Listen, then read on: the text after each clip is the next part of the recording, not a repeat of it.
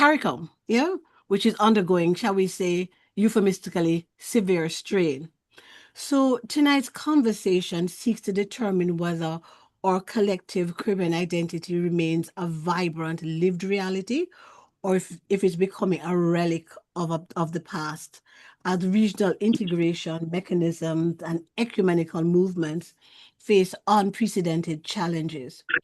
So, as we engage with the ideas of an expert in corporate finance and a scholar of our Caribbean reality, as well as a past community development practitioner and someone who I would recognize as an ecumenical elder, we'll explore the role of the churches and other religious leadership in navigating the current regional crisis.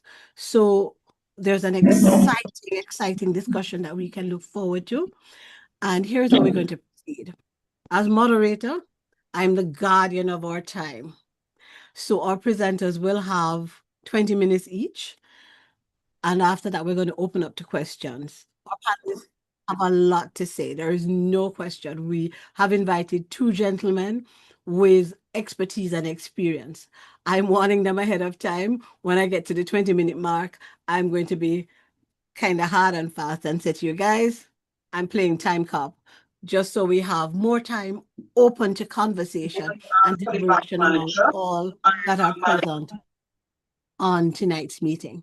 So that being said, do allow me to introduce our first panelist. And I know Prof. Robinson will not have a problem with me allowing our ecumenical elder and past community development practitioner, Reverend Clifford Payne, to go first. So, friends, Reverend Payne was born on November 19, 1932 in Woodbrook, Trinidad, to a large blended family. Many of us as Caribbean people are born into these blended families with various Christian and non-Christian denominations as part of our milieu. So he grew up in a large blended family of 10 children with both Roman Catholic and Church of God influences. And he has experienced a very unique form of grassroots ecumenism. And this happened, he will tell you, long before any kind of reforms happening in our church spaces, whether it's the Second Vatican Council from the Caribbean, the Catholic perspective, or otherwise. Now, this very early exposure that Reverend Payne had brought him to a perspective of our shared humanity that, to his mind, prioritized that and was above any kind of rigid church dogma that would want to separate us. And this has shaped his worldview and professional calling. He began his formal ministry as a pastor in the Church of God in 1955. Yes, several of us were not born then. And he served in that capacity for 11 years before transitioning into theological education and regional leadership. In the mid-1960s, Reverend Payne took on a significant academic role as the Dean of the West Indies Bible Institute, which is now the West Indies Theological College in Santa Cruz, a position he held for approximately 11 years. His influence grew further in 1974 when he joined the Caribbean Conference of Churches as a full-time member of staff.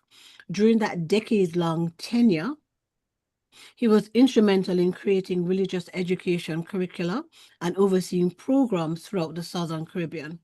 He was particularly active in the Action for Renewal of the Church's ARC arm of CCC, working to foster development and unity across the region. His career eventually took a global turn, and he served at the World Council of Churches from 1985 to 1995. And after a decade of such international service, he returned to Trinidad to continue assisting CCC before he eventually retired. He is the widowed father of 4 daughters, and he remains a very thoughtful commentator on the human condition, reflecting in his later years on what he calls the intractable predicament of racism and the vital necessity for people to embrace their common humanity regardless of official church dogma. Reverend Payne, we welcome you and we invite you to share your thoughts with us this afternoon. Over to you. Thank you very much, moderator. It's indeed an honor to respond to the invitation to say a few things about CCC.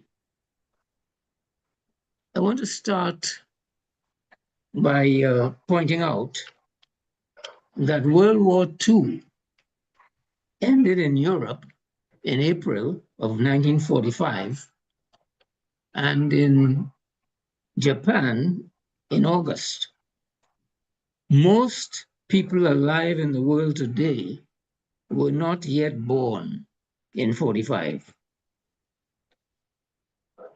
Today's political leaders have no memory of World War II. And that is a very significant fact to keep in mind. World leaders who lived through World War II,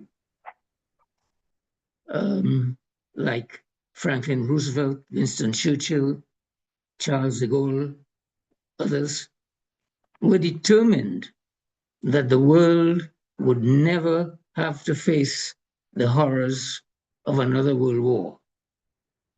And that is what brought the UN into being, and in particular the Security Council, to protect the world from future wars.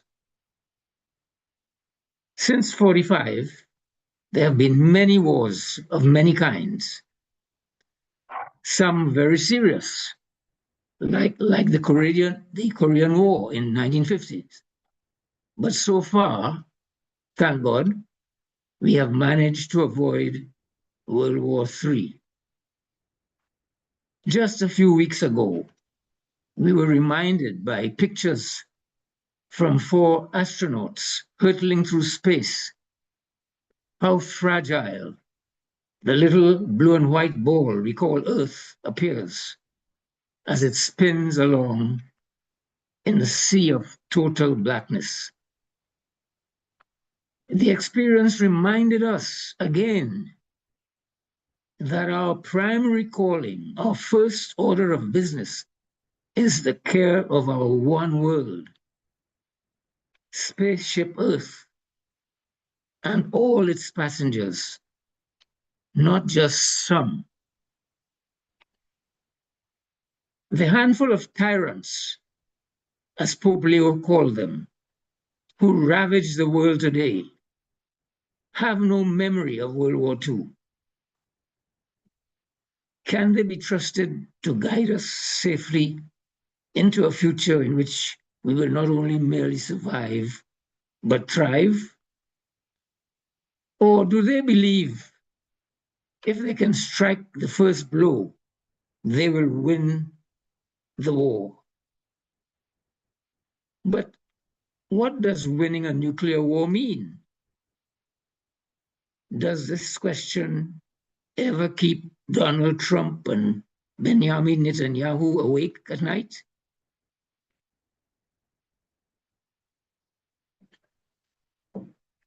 That's where I want to start.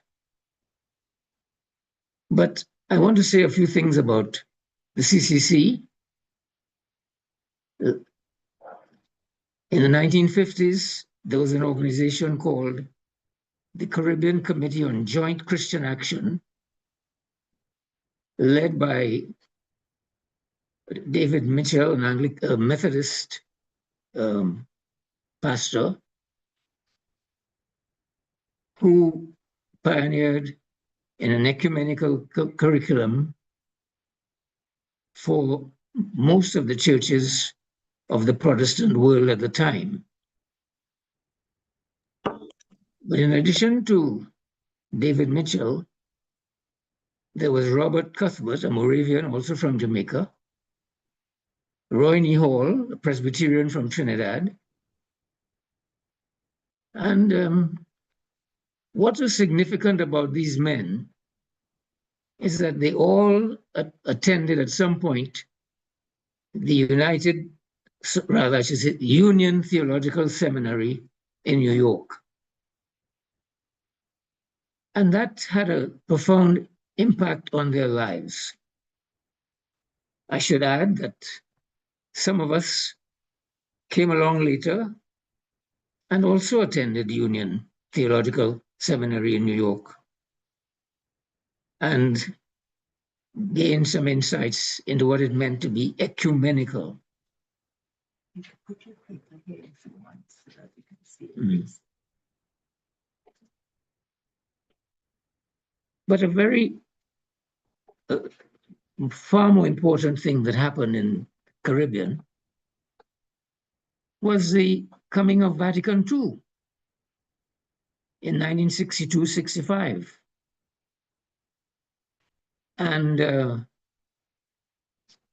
I think it is fair to say that this has been one of the global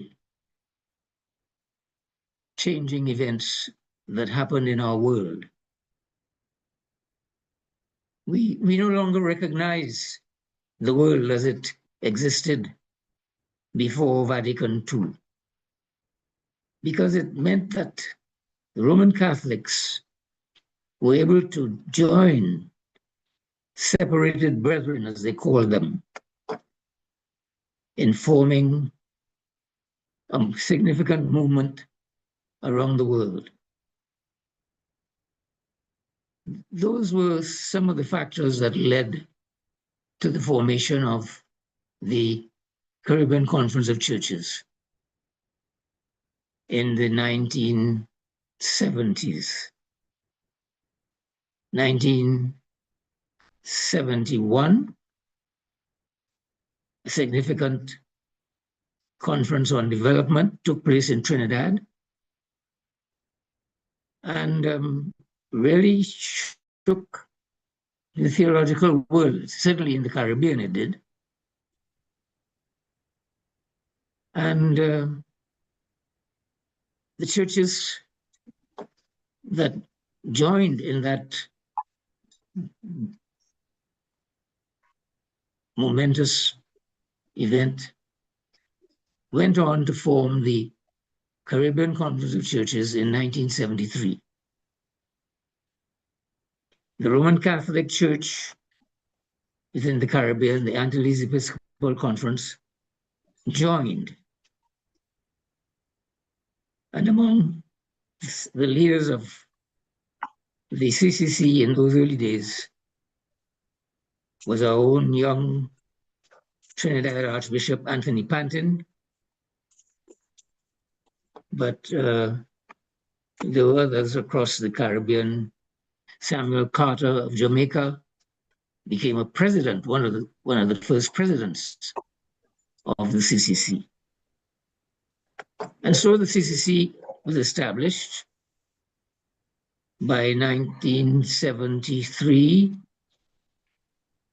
it became a force to be reckoned with in the Caribbean.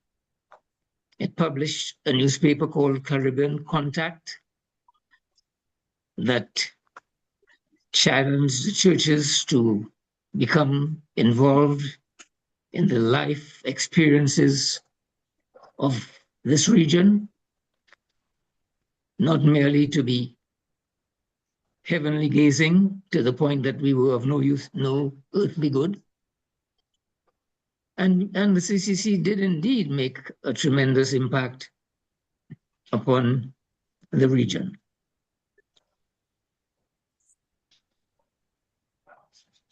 For me, one of the memorable events that remain with me to this day in that Caribbean conference that was held in Trinidad in 1971 was the decision by 4 independent West Indian countries to recognize Cuba, the government of Cuba, as a founding member of the CCC. In order for the representatives of that country to come to Trinidad to participate in the conference, they had to fly to Trinidad from Cuba via Mexico, Spain,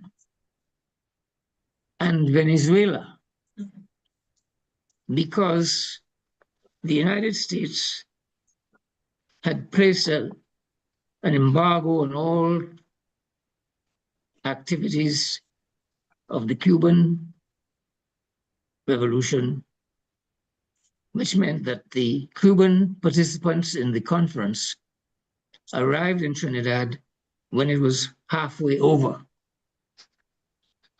But they were warmly welcomed. And one of the consequences of that was that the four independent Caribbean countries at the time, namely Jamaica, Trinidad and Tobago, Guyana, and Barbados,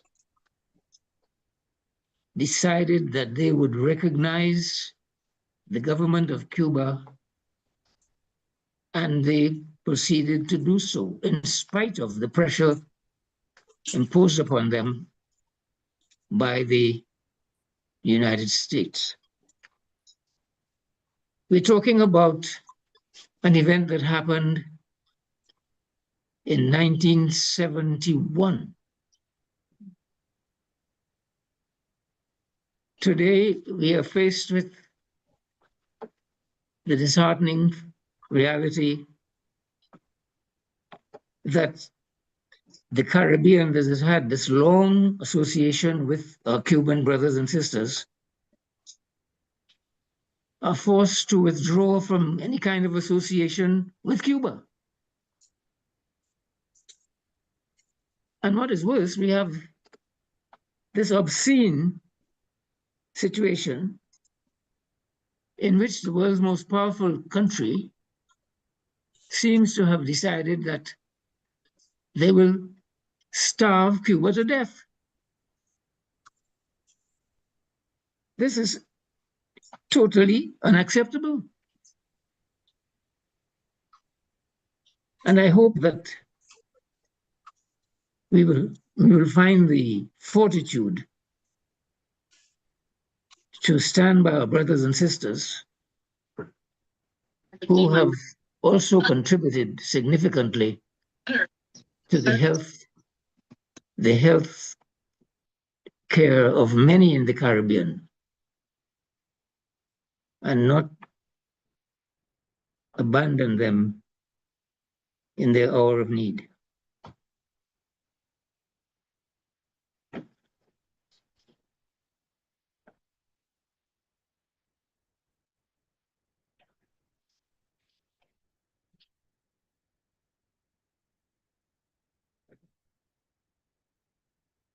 The present reality that faces us is indeed frightening. We have experienced what happened in Venezuela. We hear about Canada being made the 51st state of the United States. We hear about Greenland being claimed as a country owing its allegiance to the United States. We hear of the decision to cut off the flow of oil to Cuba in order to bring Cuba to its knees.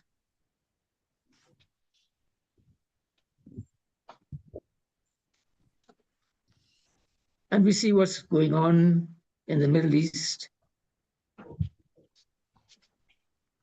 And we wonder what hope there is not only for us, small states in the Caribbean, but what hope is there for the world?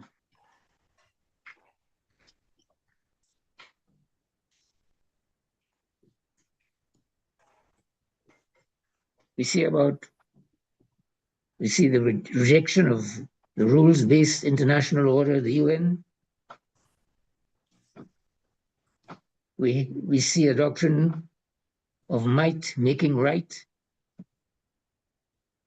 as a universal doctrine. We see the future of small, vulnerable states like ours in peril.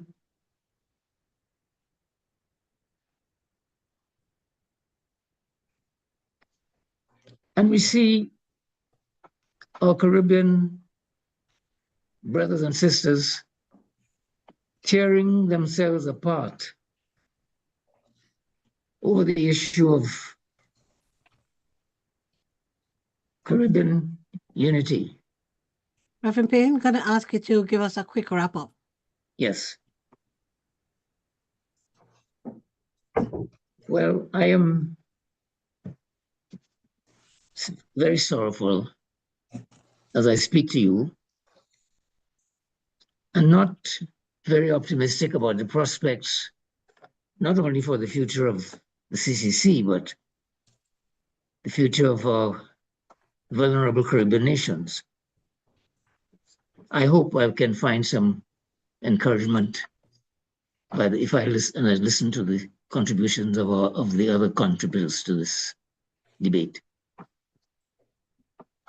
Rev, thank you so much. You've taken us on a journey where you're calling us to memory, and you've highlighted some seminal moments in our Caribbean journey. I think of the mention that you've made of CCC and how important that was and the tremendous impact that it had on our region. I note too that moment of the recognition of Cuba and you bringing us from there to where we are now, and the gap in terms of how we have responded to the Cuban situation.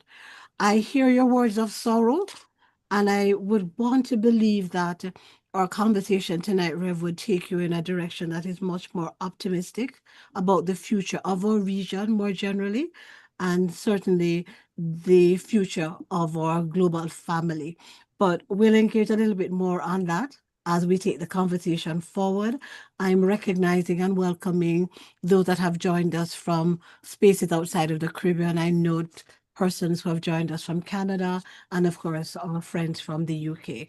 That being said, may I introduce Professor Justin Robinson, Professor C. Justin Robinson.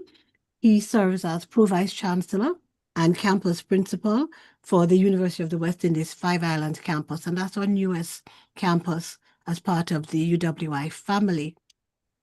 Prof. Robinson hails from St. Vincent and the Grenadines. He holds a BSc in Management Studies from the Cave Hill campus and an MSc in Finance and Econometrics from Florida International University and a PhD in Finance from the University of Manchester. As a professor of corporate finance, his research encompasses capital markets in developing countries, public corporate finance, and financial risk management, yielding over 20 refereed publications. Yes, Prof, I know you don't want me to tell them, but I'm telling them.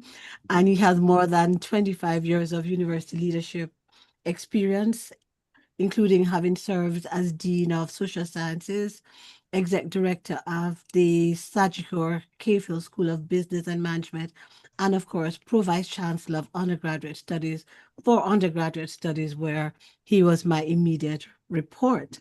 His extensive public service portfolio includes having been Director of the Central Bank of Barbados, Chair of Carib-being Ratings Committee, and first Vice President of the Barbados Museum and Historical Society.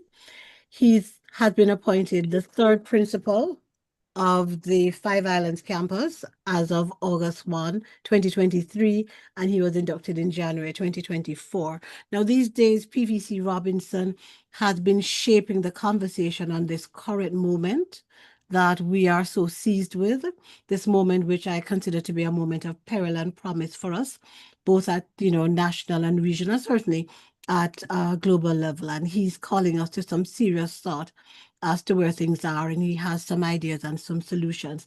So he's done some very thought-provoking articles, some of which I suspect several of you who are online may well have encountered and been and enamored by having read them. I'll just give you the name of two, particularly because of Reverend Payne's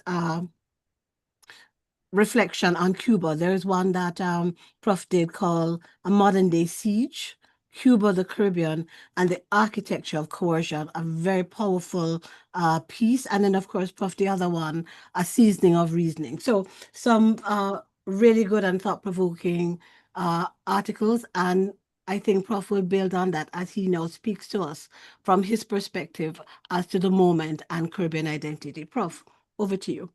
Okay, thank you very much, Chair, my distinguished co-panelists, colleagues, friends. And let me thank you for the invitation and the opportunity to engage. And in a way, I also want to thank you for the title. It's one of these titles that looks initially like wordplay, but it is in fact an argument. And I sort of think of Carib-being, I think of that as a verb. It's something we do every day across the Caribbean. The taxi driver in Basseterre, St. Kitts, where I am right now, who speaks in 3 accents before lunch. The Vincentian nurse working in a Kingston hospital. The Guyanese engineer on a rig off Tobago. That really is our Caribbean reality that we live, and that is the Carib-being. I mean, I say that I lived that life. My maternal grandfather left Barbados and settled in St. Vincent. I was born in St. Vincent. I spent most of my life living in Barbados. I live in a household where my wife's father is from Anguilla.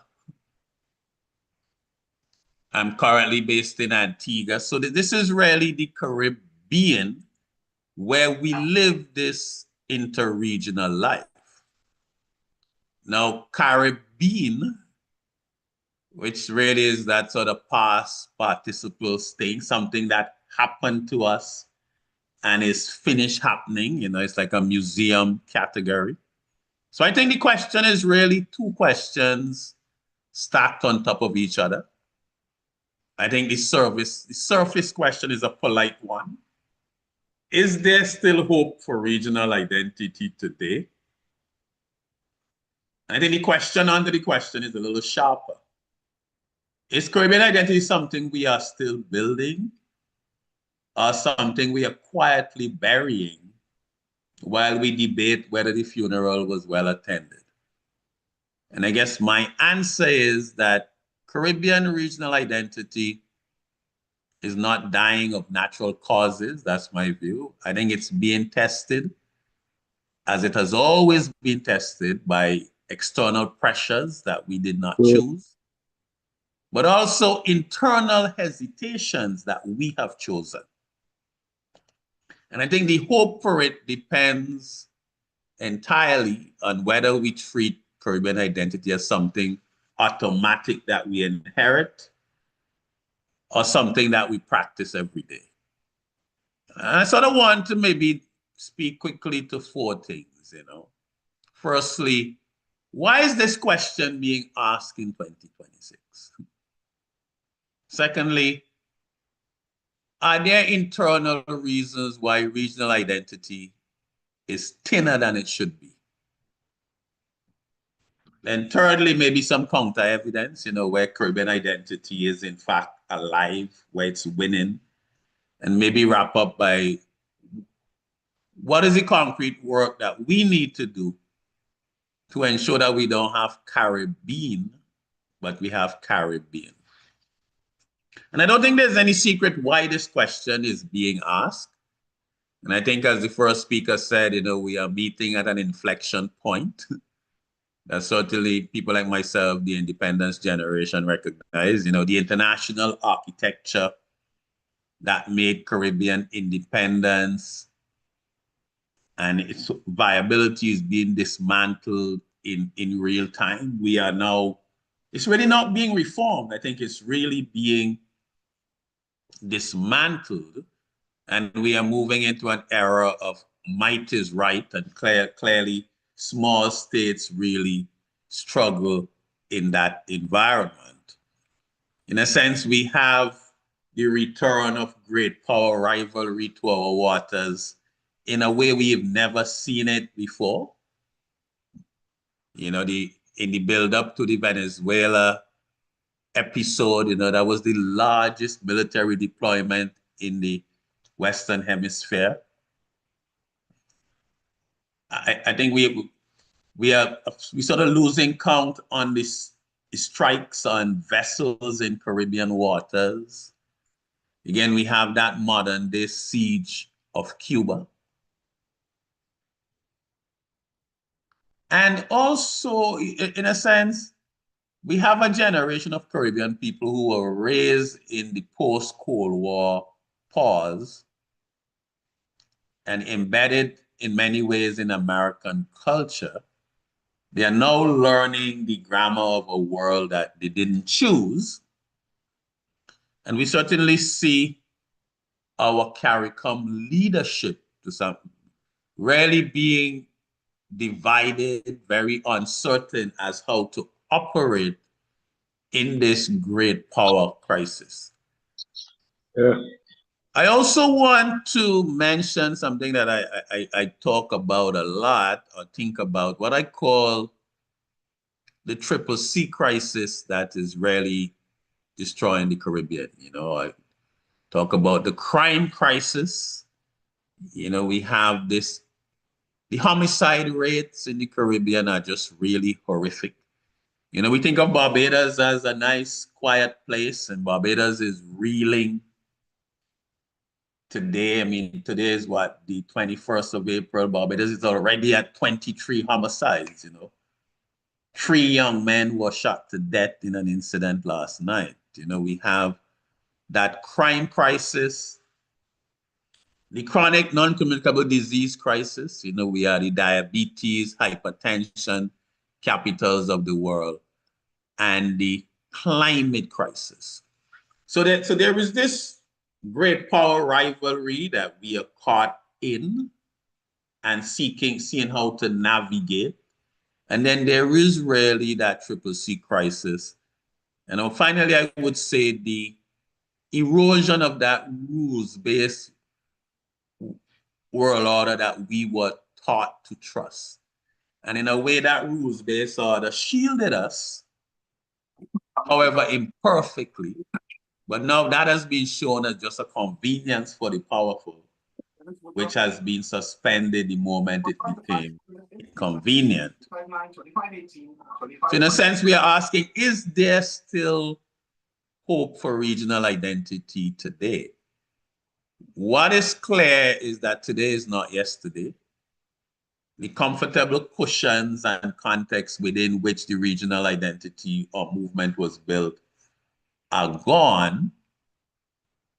So, you know, the question of Caribbean identity used to be a cultural studies question. I would argue it is now a survival question.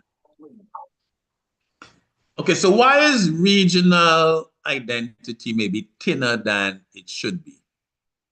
And it's too easy to blame any thinness in the regional identity just on external factors. I think there are four internal truths that we need to say out loud. Because if we don't name them, then I think everything else I say about hope would sound like wishful thinking. I think firstly, insular nationalism is still real in the region, and it is rewarded. Our politics are organized by island. Our media is organized by island nation. And our political incentives reward leaders who deliver for their island first and the region second or not at all. I think that is our reality. When a prime minister stands up in a CARICOM chamber and calls the regional body unreliable, in a way they are speaking a reality where the norm is that regionality is optional.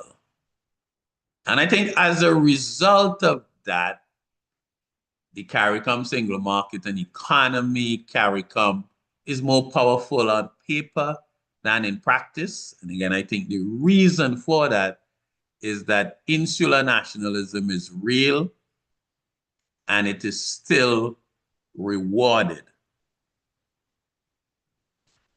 And I also want to argue that, might be interested to get some perspectives. One of the features of the new environment is almost that colonial mindset coming out, particularly North America and so on. And one thing I think that stood out to me is that we still have that a lot of that colonial mentality within our region. You know, that colonial imagination did not disappear at independence. I think it still lives on in our habits of validation. You know, research is serious because it was published in London. The judgment is final because it came from the Privy Council and not the Caribbean Court of Justice. And in a sense, that lack of self-belief that we can chart our own path, what I call that colonial mindset, is another reason why our regional identity is not what it is.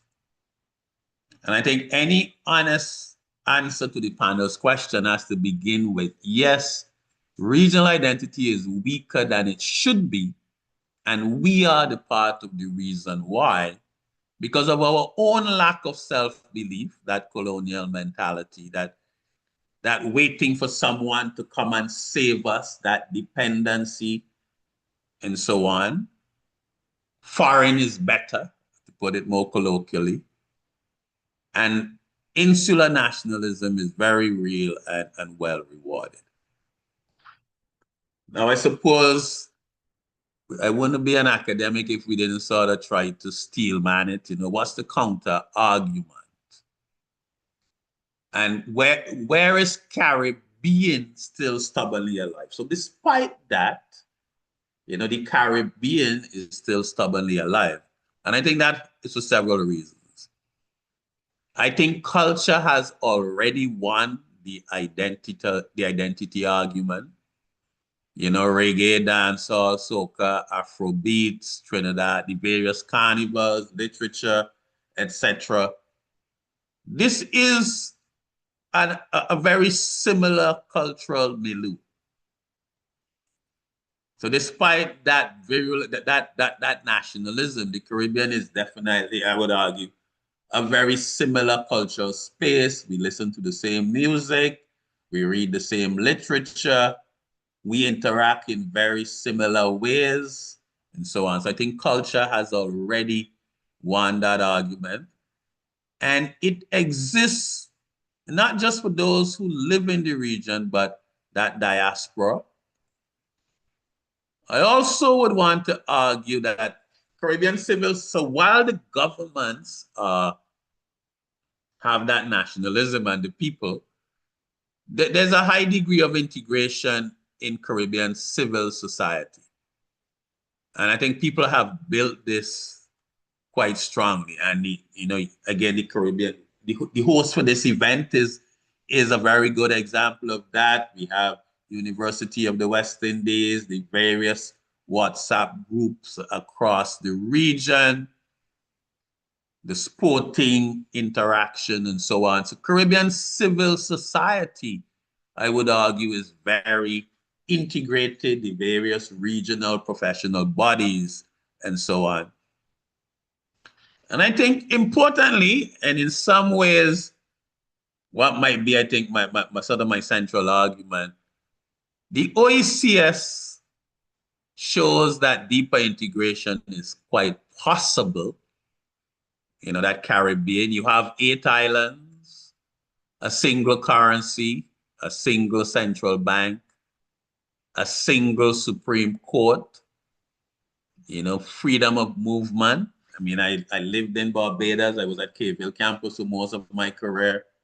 When I was offered the position in Antigua, I got my Vincentian passport renewed. You know, you land down in Antigua with your Vinci passport. There's no need to apply for a skills national certificate, anything. You just get stamped, permission to stay and work indefinitely. I land here in St. Kitts for this conference. It's very straightforward. I could travel here on my Antigua driver's license and so on. And in many ways, I think why is there that level of integration in the Eastern Caribbean? And the Eastern Caribbean nations, maybe because of their size, have accepted a reality that there is no other way, there is no other choice beyond deeper integration. We don't have there's no sense in the Eastern Caribbean that these individual islands could sustain a single currency, for example. So the notion that these islands individually, that they cannot make it as on their own, has really fostered a level of integration that we don't see across the region. And I think part of ensuring that we have Carib-being rather than Carib-being is that our larger nations, I think, need to get over the notion that they are somehow able to make it and succeed in the world on their own. Our largest countries with populations of 2 million is a tiny country. But there are a number of countries in the Caribbean that still seem to labor under the notion that they can make it on their own, and they are unable to achieve the level of integration that we have in the Caribbean. So what do I see as the way forward? I think the honest answer to the question is that Caribbean regional identity is neither safely alive nor quietly dead. I think it is in the balance, and the balance is being held by people mostly who do not know that they are holding it. The fishermen across our region who depend on being able to traverse these waters, the professionals that want a regional market, the many Caribbean civil society organizations. And my own view is that this is something that civil society has to take the lead. The politicians, almost by instinct, are going to want to have their own small kingdoms, however small or weak to rule over, and that civil society, Caribbean, the various organizations, Caribbean people, we are the ones who have to keep this Carib-being. We never know when individual leaders will fall prey to offers that seem attractive, and then we find ourselves with the Carib-being. It's already gone. So I think if we want to maintain that, civil society has to take the lead. We must build houses. We must build a regional, it says we live in a region and we must build regional houses. We must plant regional gardens. And I would urge our civil organizations really to take the lead. I'm very influenced by Jeremiah 29. The Jews in exile were to build houses and live in them, plant gardens and eat what they produce. And my message to Caribbean civil society is that Caribbean civil society has to think and act regional and really push the political directorate in that direction, because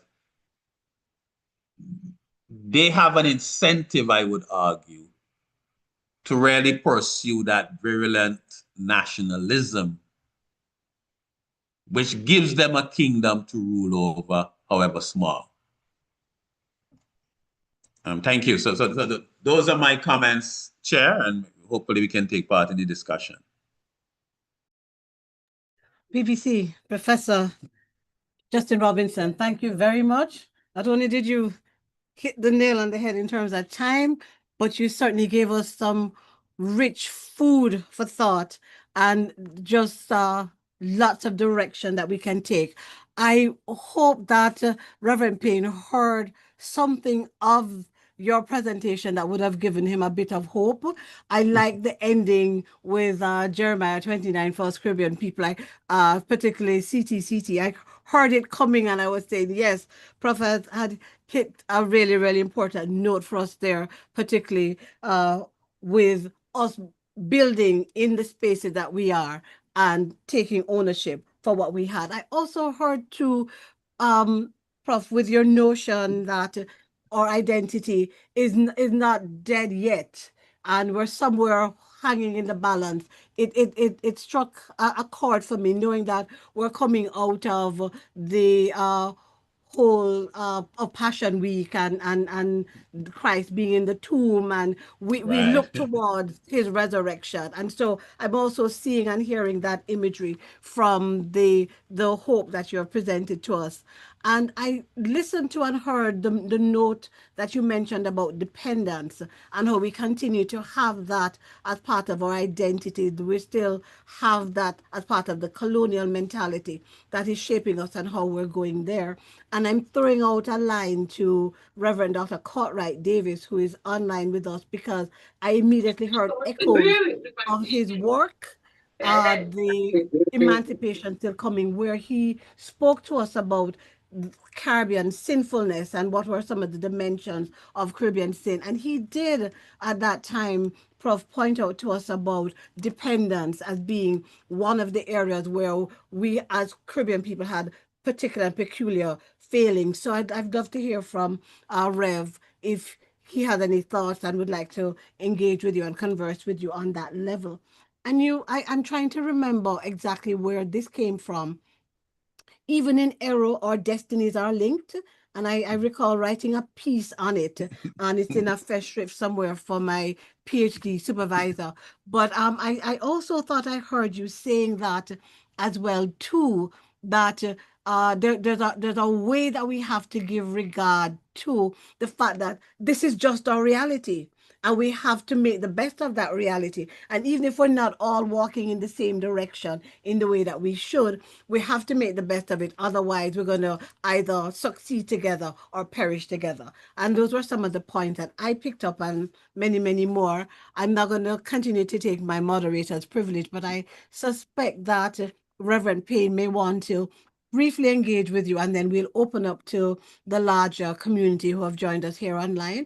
And you can either engage colleagues by raising your hand, I'll acknowledge you, or feel free to drop a comment in the chat, and I will take account of the comment and then direct them to the relevant panelists. So, Rev Payne, you want to just quickly engage with Prof. Robinson?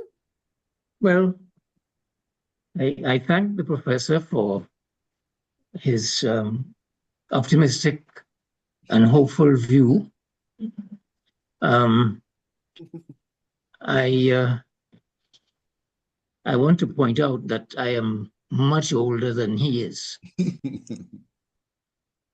And I have heard everything he said before. 20, 25, 30 years ago, I was much more hopeful than I am now. I can remember when Nelson Mandela emerged from nearly 30 years of oppressive imprisonment just because he wanted to serve his people. And the powerful people of the world, the land of, what do you call it, hope and glory, as well as the other great land across the Atlantic. They all tried to destroy Mandela. I don't know where he got that resource. Even his wife couldn't take it. But Mandela came, at the time I was on the staff of the World Council of Churches. And one of the first things he did when he emerged from prison, before he was elected president, he came to the World Council to thank the World Council for the work they had done in putting pressure on those countries that somehow seemed to take delight in oppressing those who are oppressed. I was very optimistic, when I saw Mandela and the way he dealt with his oppressors, the way he went even to the home of President Verwoerd, who was the founder of apartheid, and engaged with the widow of Hendrik Verwoerd. And I began thinking, well, what manner of man is this? What manner of man is this? And I felt a great sense of hope. I felt, a sense of pride that somebody like that could emerge out of Africa. What do I say today? Who is the most powerful man on the earth? What does Pope Leo think of him?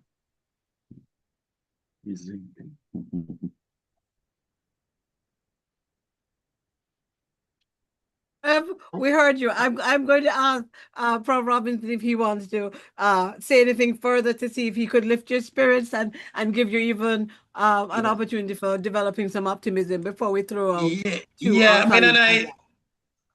I hope I didn't come across optimistic, because I certainly recognize, elder here and feel the gravity of the situation. I think what I am trying to say is that we have work to do as civil society.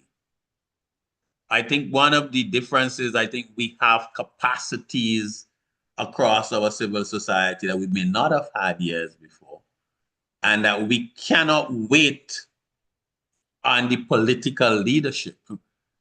So really, and I think the underlying message in what I've been writing is really a call out to civil society. This is where we are. This is where we have to live. Nobody is coming to save us. We don't have anywhere to go.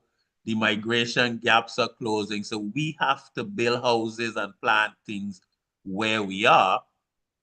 And I'm of the view that civil society has to do it, because the leadership have very different incentives, and we can't just wait on them. And sort of I think Carib-being is what happens if we wait on the political leadership. But Carib-being is the work that we have to do as citizens and civil society, because I think in a way we've sort of really outsourced this thing to leadership, and we are living some very comfortable lives, surfing Facebook, WhatsApp, going and shop and doing our thing, being consumers and so on, and really forgotten and not being sufficiently engaged in the hard work of Carib-being. Because if we leave it to the leaders, we will end up with Carib-being. Prof, is the post-colonial state passé? Is that part of the argument that you're saying, that civil society is to be more in the ascendancy, and that's the group that's really going to take us into the future, and so we have to leave the state behind in a certain way? Is that part of the concern? Well, I think the state, for its own survival, well, I think somebody said, every first-term administration is interested in one thing, a second term. And every second-term administration is interested in one thing, a third term.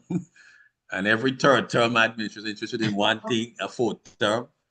And to get these terms, they need people to vote for them. And I think we came out in the independence era, as as Reverend Clifford was saying, we had a lot of leaders with big ideas, and you had Eric Williams, you had a lot of people who was something bigger than themselves, at least initially at points in their career. But I guess my view is that we can't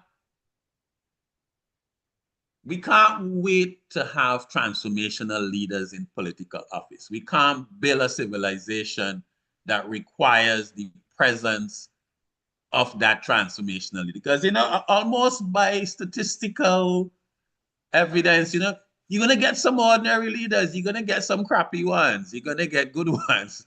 But there has to be something below there that keeps us going. And that's where I see the civil society that transcends political administration. So I mean, in this current moment, while we are having a session here trying to grapple with the complexities of the global environment, what I see happening with the political leadership, it's too messy for them. It's too complicated. So they've doubled down on their local parties and politics and try to silently wait out whatever happens. So I think civil society has to be that continuity.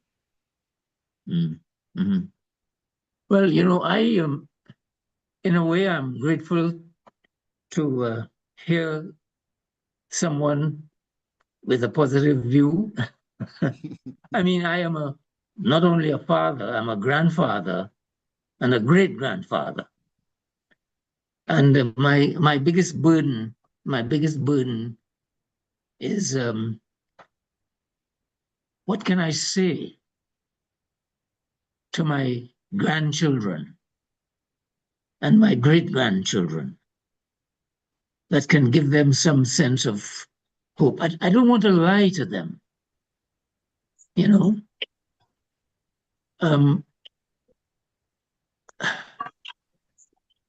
I admire the energy and the desire to move forward. Well, I see it as, I see now as a Good Friday moment, but as you go through Good Friday, you have to keep the promise of Easter Sunday coming in your head. This we in a Yes. we in a Good Friday moment, Yes.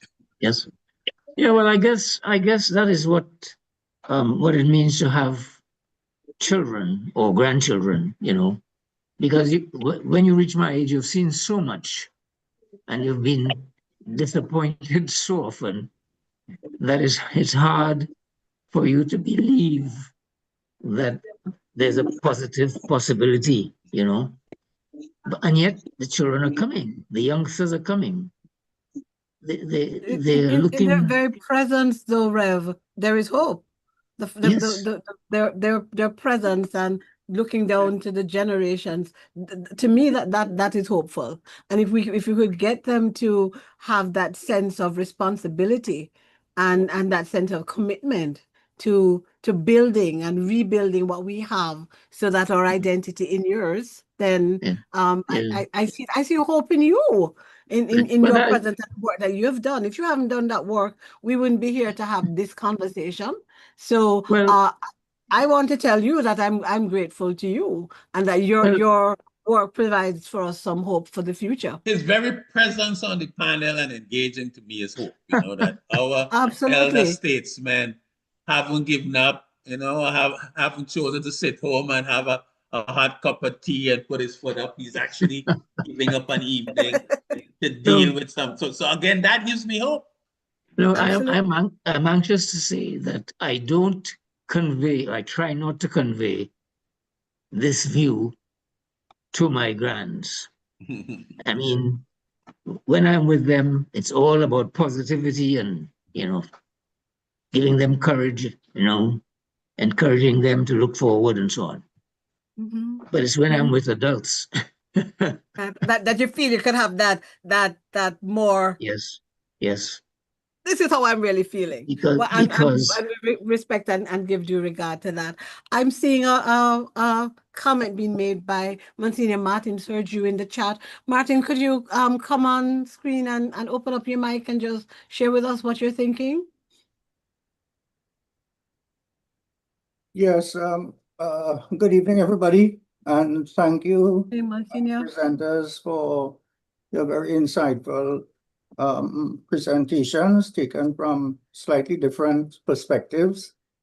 I was thinking of, it was CTCT at one of its sessions, I think it was at the chaplaincy at UWI, and there was a presentation there, and somebody had mentioned that Professor Nettleford had said, compared with other parts of the world in which you had diverse populations, in many other places, people live side by side, but in the Caribbean, we learn to live together. So, and we did so against great odds, political tensions, religious tensions, ethnic tensions. So we not only endured, I think, or persevered, I think we thrived. And I think I think that's a current running through our history. And even if we face these both external and internal forces, I'm inclined to agree with Prof. that if we really believe in our power civil society, we could bring more hope to the region.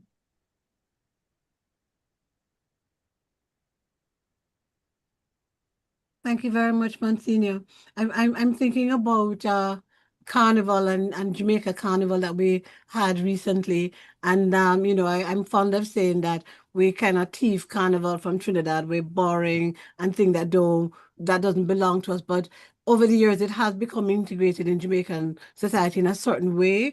And of course, it opens up spaces for critique as well, because who participates and who is represented and how they're representing and so on. But nonetheless, Prof's point about us already being Carib-being and our cultural spaces that have sort of intertwined and coalesced together and so on. That whole Caribbean experience, Marshall coming down to Jamaica, a whole bunch of us always trying to get down to Trini Carnival. We're banning Vibes Cartel when we don't want him in our spaces because we know what he can bring and do. But I take Prof's point that we're already who we are. And the call is to live it out, And that was for Errol better or for Barrow's, worse. I mean, that was Errol Barrow's argument that integration is the lived reality of Caribbean people. That is our, it is not a theoretical thing, I mean, when I'm in my house, I am Vincentian, my wife is Barbadian, her father is from Anguilla. He came from Anguilla to train to be a priest at Codrington College in Barbados and met her mother. So that is our lived reality. We live in this space, and that's why I'm kind of putting the heavy lifting on civil society, because civil society is who lives this reality. So, so for example, there's this pattern CARICOM between Trinidad and the rest of CARICOM, but Trinidadians I meet are very quick to say, but that is the government. I have nothing to do with we as Trinis. I mean, Trinidadians are very quick to point that out to you. Yeah, that's true. That's true. But what do we have to say to the ecumenical community? I mean, that word ecumenical has just disappeared from our vocabulary. A lot of people don't even know the word anymore. And could that be we're mourning CCC in a certain way, and I know Jerry Granado is on, and Jerry will probably be wanting to say some stuff going on. But can I suggest to you that we are mourning the loss of that particular institution that has slowly been dying. But is there a way that we could recognize that CCC has done its job? Look at this organization that has come forward to take forward the ecumenical mantle. CTCT started out as essentially a Caribbean gathering of scholars and pastors and academics and activists and so-called ordinary people. No such person exists. But where are we today as a community? We are an ecumenical community that continues to share together in each day, every opportunity that we get, having these conversations, because we're committed to that ecumenical dimension of our identity. I was very taken, Rev, that you saw Vatican II as an inflection point in the life of the Caribbean. Yeah. Many Caribbean people may not even recognize what is he talking about when he's talking about Vatican II, which is seen to be essentially a Catholic something, but that you mark it as an inflection point such that it has shaped how we do theology Yeah. today in the region. I want you to take that as an achievement that we can build on, something that has happened in the past but has shaped us in terms of how we live today as Caribbean people in religious spaces. Yeah. So again, just suggesting, no, Yeah, don't so quite. I also found that quite interesting as well, the Vatican too.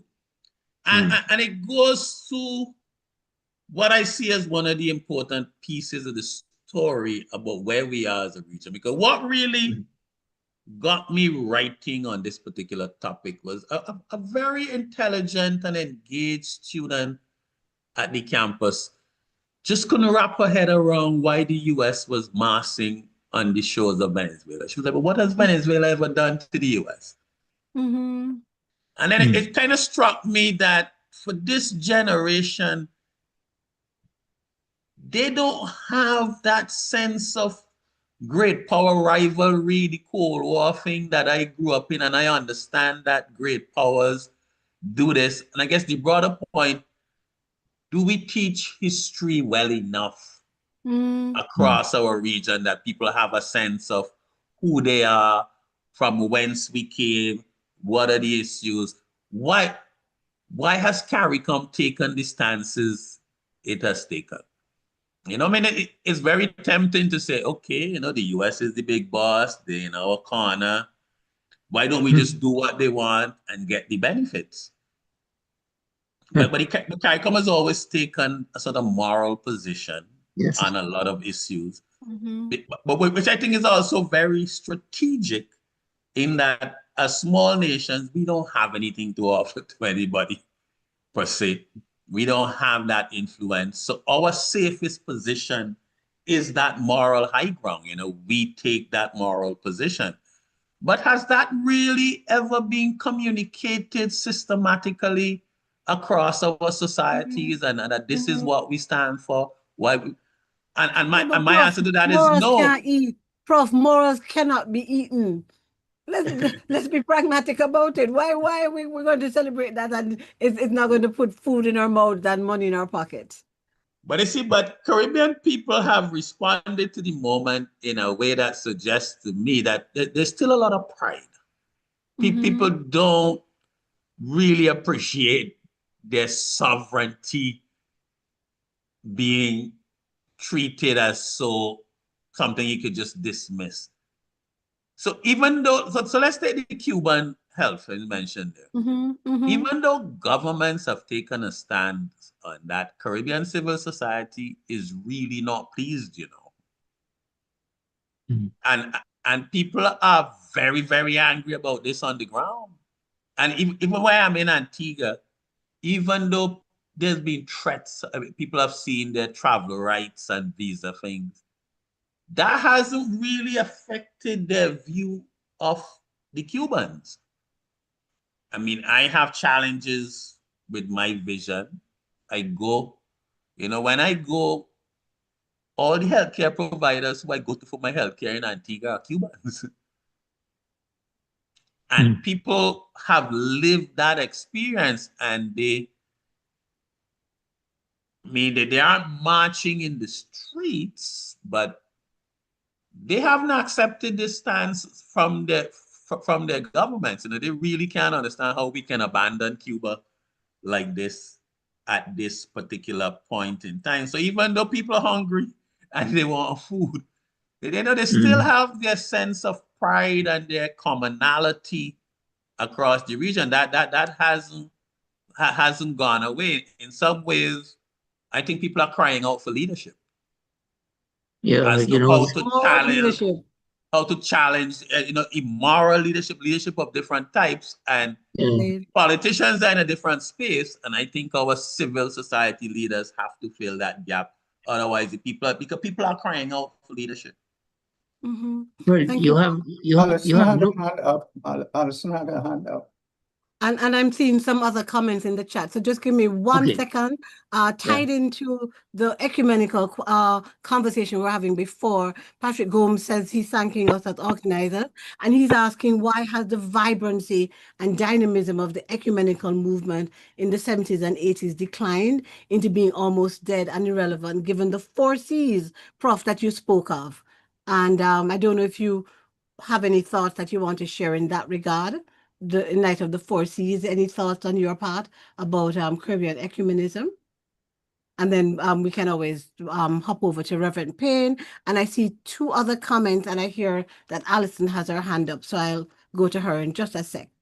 Prof? Yeah, so again, with the civil society, so I have organized, the central theme in my principalship at Five Islands is attacking those seas. So in terms of the programming we are bringing on, our advocacy, our research. And I'm part of the Anglican community here in Antigua. And as a church, we are also organizing our activities around those seas as being meaningful to people. Everybody's life has been touched by this crime and violence. Everybody has family members touched by these NCDs. There probably needs to be more education on the climate crisis. So we are using that platform as a way stepping into that leadership vacuum, because these are not necessarily vote catching issues that the politicians are going to go for. In a lot of ways, modern politics is almost like leading by photo op. You're almost focusing on the media moment and the PR rather than dealing with the issues.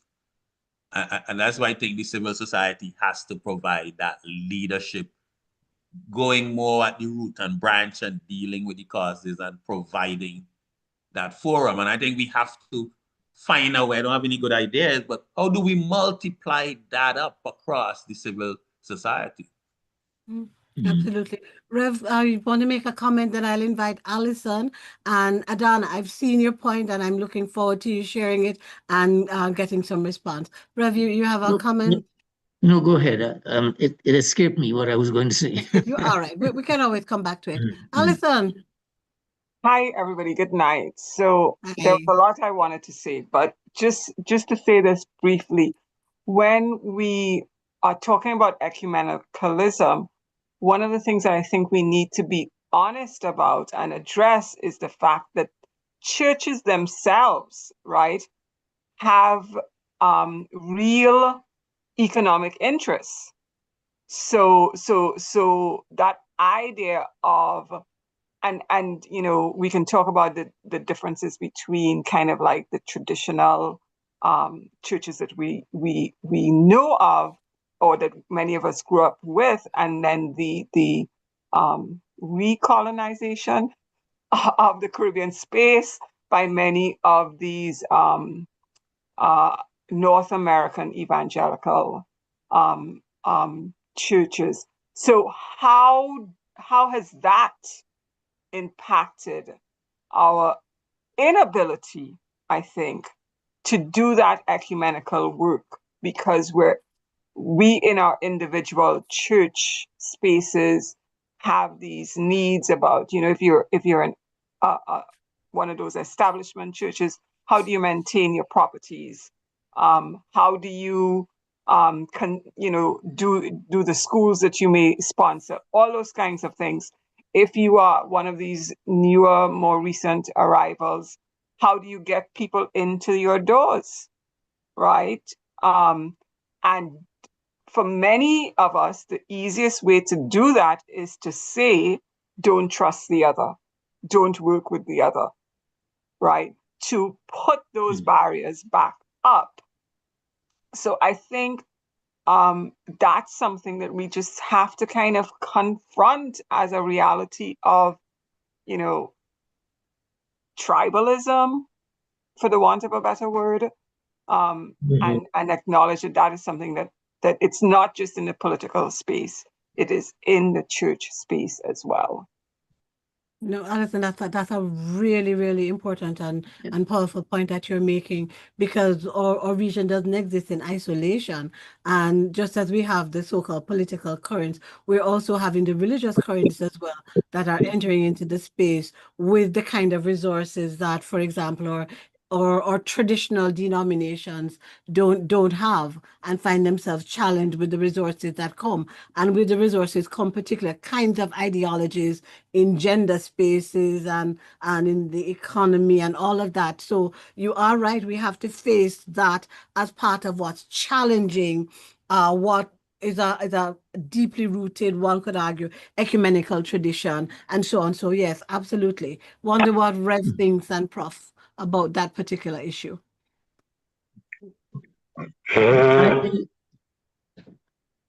I Go ahead, Rev. I'm reluctant to say what I'm going to say now, but I mean, I was a staff member of the CCC for a long time. And there was a period when we were receiving so much help from Canada, abroad, mainly from Europe, in the case of the Roman Catholic churches there. I'm thinking about the church in West Germany, the church in Holland, the church in Belgium.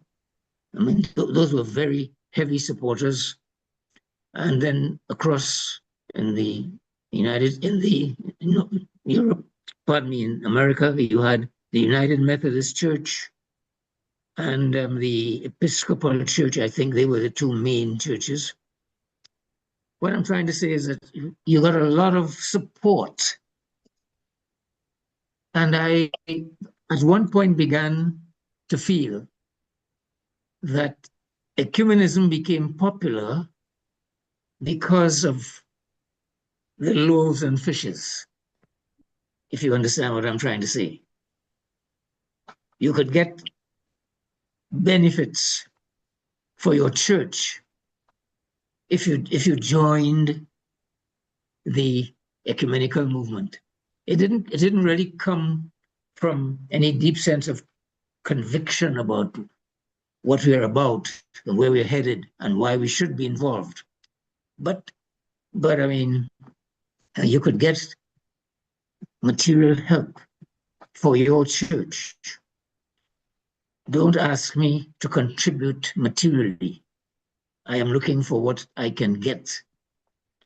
And when the day came, when for whatever reason, there were ideological reasons as well, it wasn't just because these churches were not anymore able to help, but they had their own reasons for not helping.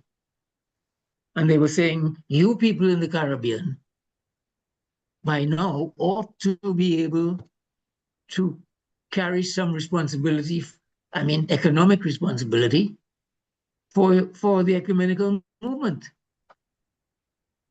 And lo and behold, that was the beginning of the end. When it became necessary for us to assume I don't say all, but more responsibility than just a token grant, we withdrew.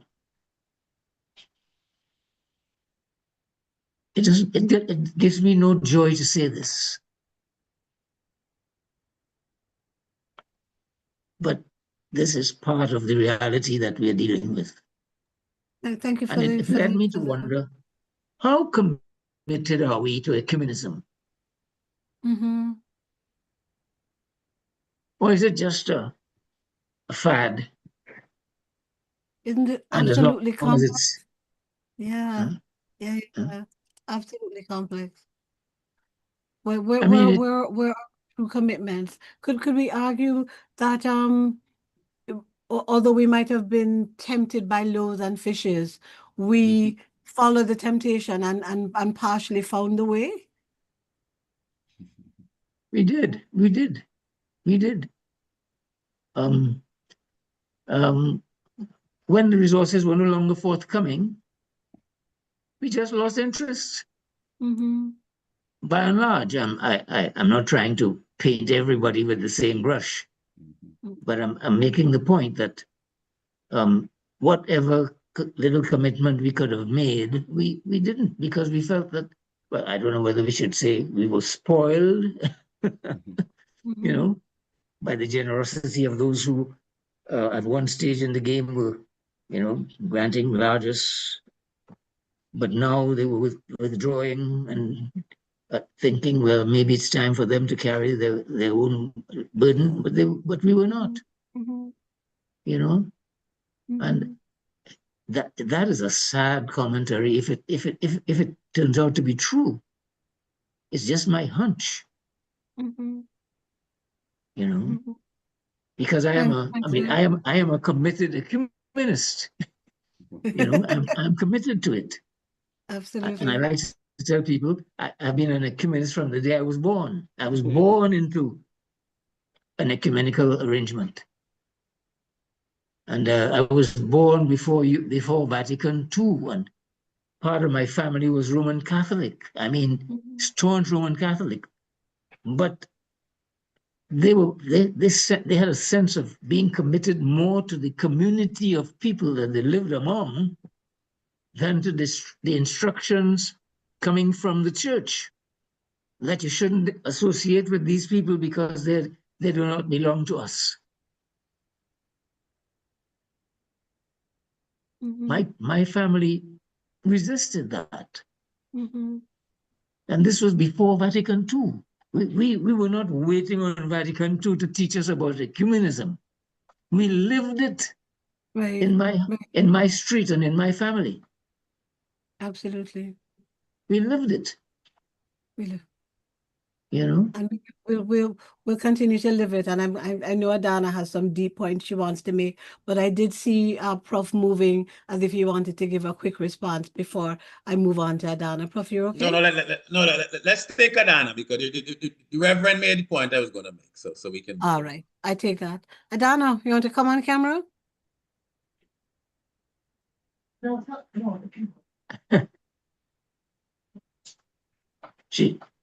Dr. James? I think she's coming. I think she's coming. No, I was just saying you all could go ahead because. Well, I'm not going to let go of your question because I think it is absolutely meaty.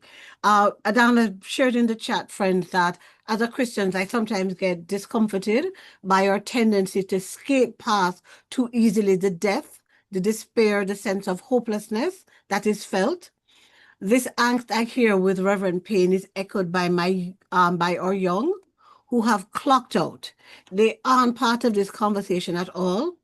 And if it is an important entrance into a truth that takes us to hope. The reality of the loss of ecumenism, the work of Christian churches coming together, etc., must be seriously analyzed and addressed. And then you make a note to Adana about your concern about insular nationalism and insular denominationalism, which ties in with one of the concerns that Prof raised for us earlier when he was laying out the land as he saw it for us. And I think some of what you've expressed here was Rev treated with it in a deep way in that sharing that he gave a while ago. But I don't know if you want to go any further. I just wanted to add, so thanks so much for sharing that, because as you spoke about your family and being born into ecumenism, I heard Professor Robinson in terms of speaking about understanding Carib-being. There is something that happens a priori, so to speak, before we even begin to try to think about who we are before There's an we try to ontology. chart Yes, our way forward. That is absolutely. there already, something Mhm. something essential that has to be tapped into beyond leadership, because the CCC model, which eventually revolved around church leadership owning for itself the ecumenical movement, um, those agendas of church leadership may have veered away from the spirit at work on the ground. And I think that this is where Professor Robinson is coming back in terms of CARICOM and Caribbean identity, in the Mhm. sense of veering away from the leadership and these singular agendas Mhm. to getting back to the heart of what is happening on the ground, being able to identify where you are seeing it, affirm it, and encourage it. It's just that one of my questions I ask, whereas I can see civil society working a little bit better, I'm just wondering, in a world where few and few people are attending churches generally, and where young Mhm. people are not connected in that way around this type of community, where does that really leave that common working in this way? So it's just a question that I have as I was listening to the conversation. But thank you so much Brilliant. for the insights that I heard tonight. Brilliant. Thank you. Very, very important comments then. I think one of the things that makes me pessimistic is what I see as the erosion of social capital, and there's a very, I can't remember the name of the author, but there's a book called Bowling Alone, a Yes. sociologist who did a very detailed study about this in the United States. And he used the Mhm. bowling alone as a title, that when you go to bowling alleys in the US now, they are very empty. People don't really gather into those spaces. And he's got a bit of detail about people joining neighborhood organizations, the Red Cross, whatever organization you can think of as civic organizations, that their membership is drastically down. And even when people are members, the membership is that they might sign up for a membership, and they might pay a subscription, but do they come to meetings? Do they? So certainly that's one of the challenges of our time. I think it's Mhm. part of the pathology, as we've all kind of slipped back into very narrow lives. I often joke in Barbados, I grew up in an environment where privacy wasn't really a concept. You get home, as soon as you're in the house, somebody knocking, somebody passing by, the idea that you just lock up in your house by yourself. you know Mhm. Even old people, they want to be out in the porch. When you don't see somebody in the porch, they're sick. Mhm. But so we certainly have a changing world. I don't think we can necessarily go back there. I think the challenge is, how do we find tools to reach people where they are, and in terms of what they are interested in? I think that is the challenge. How do we innovate and really reach people in this context? I mean, we do live in a very different world. Everybody have their own car now. That's a big factor. Private car ownership, Mhm. television, social media, a lot of these things push people into more and more into private spaces, away from these bodies. But how do we capitalize on it? I don't have any easy answers, but I don't think that Mhm. we want to approach it by saying, well, can we get back the past? Because Mhm. we are in a totally new context, Mhm. and we have to find a way to succeed in this context. Because my optimism comes from the fact that, well, I can't, if we don't succeed either partially, then I can't deal with what that means. So maybe I'm in a little bit of denial there, because in a sense we don't have a choice You don't have a choice. but to find a way, because the alternative is to have Carib-being, and that Yeah. Yeah. and that is not possible. We have to find ways to have Carib-being in this new environment that we find ourselves in. I mean, I've seen my brother-in-law in Barbados who leads an Anglican church. I mean, I've seen how he has been able to really resurrect youth attendance and interest in church through his musical ministry.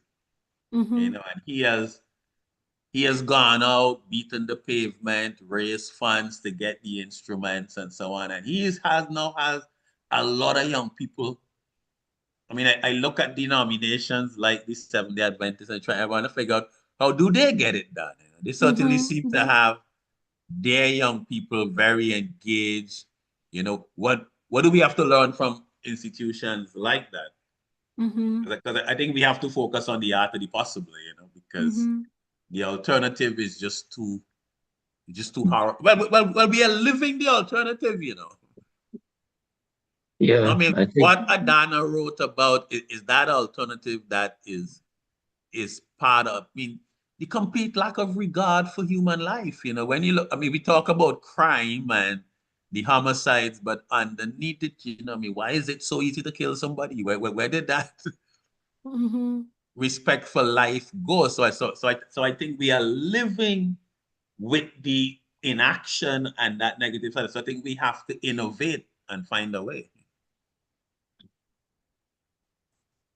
Prof, I'll allow you, and I'm taking note of time, and our discussion time is actually up. But L. Smith has put a question in the chat, which I think is right up your stream, because he or she's asking about tertiary education and the fact that in this region, our levels of tertiary education are very low. And do you see that having anything to do with the issues that we have on the ground as Caribbean people? Well, I see the low enrollment in tertiary education as really a symptom of lack of engagement with a significant chunk of our society much earlier in the education process. So when you look at our education system, it clearly loses a significant chunk of persons at the primary level. We have these systems where people start getting weeded out, common entrance, or whatever version we call it. A significant chunk of our population we almost give up on them at age 11 or around that age. And then you have another whole weeding out and sidelining in the secondary school system. So I think the low tertiary enrollment is because we've built societies that are currently incapable or have failed in generating large numbers of persons who can matriculate into university and who have any interest in pursuing university education. So I see it really as a symptom of really our formal systems. And I think Adana comments within our formal systems are really not offering a pathway for a significant chunk of our population, and they're finding their way into informal activity. So I see it as a symptom of a deeper problem of alienation that is happening to a significant chunk of our population by the time they get to age 15. Thanks, Prof. Alienation, again, is also one of those sins in a certain way that Corey Davis has mentioned. And he has pointed out that Jerry Granado wants to speak. Jerry, we although time is upon us, there is absolutely no way we couldn't allow you to speak. So please come on camera and let us hear from you.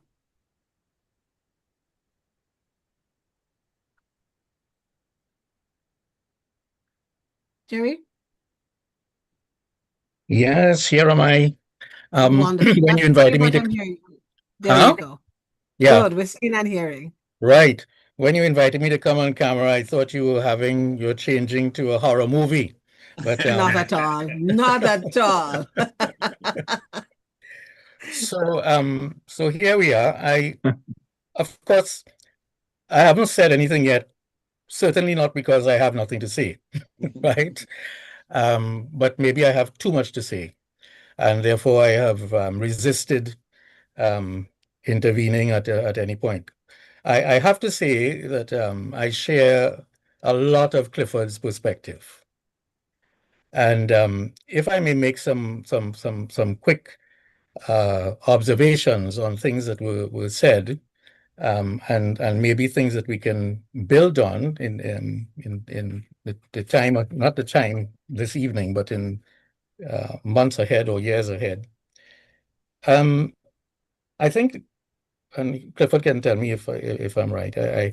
I want to say first of all that one of the reasons I share a lot of Clifford's sentiments is because I suppose I had the blessing of being mentored and formed by the founding fathers of the CCC. Clifford being one himself, Nolly Clark being another, Idris Hamid, and Roy Hall himself. And I had a few experiences as a rookie.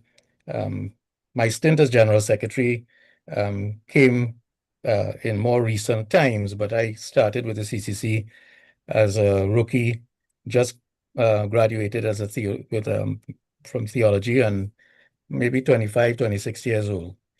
And I suppose like Elisha, I caught the spirit of Elijah. And we moved on from there. There are a lot of stories that can be told. But one of the things that I think, and Clifford, you can tell me if I'm wrong, I think Clifford noted the Second Vatican Council specifically in terms of its position on ecumenism, in fact, on its decree on ecumenism as a document that can be found in the documents of the Vatican Council, which freed and allowed and opened up for the Catholic bishops of the region to engage with this new thrust. It wasn't yet an organization, but this new thrust, and to ensure that the Catholic Church, formally through the Bishops' Conference of the region, became a founding member of the CCC. I think we need to be a little careful in arriving too quickly at the point of talking about grieving the CCC and so on, grieving its loss. That has its own complexities. Without asking why is the CCC where it is at today? And I think I heard some suggestions somewhere along the way. I think Clifford was making some suggestions there that the commitment coming from the region itself as against outside help. You see, the neocolonial thing operates even in an organization which is supposed to be liberated from that colonial thing. So a lot of money was being poured in, millions, literally millions of dollars, literally. And as he said, certain people, many people got their own project taken care of for their own project. But when it came time to give of self, that's quite a different story altogether.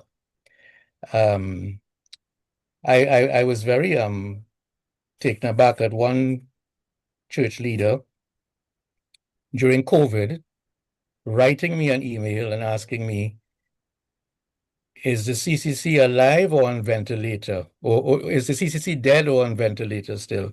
And I wrote him back one sentence. I said, if it is dead, we need to ask who killed it or what.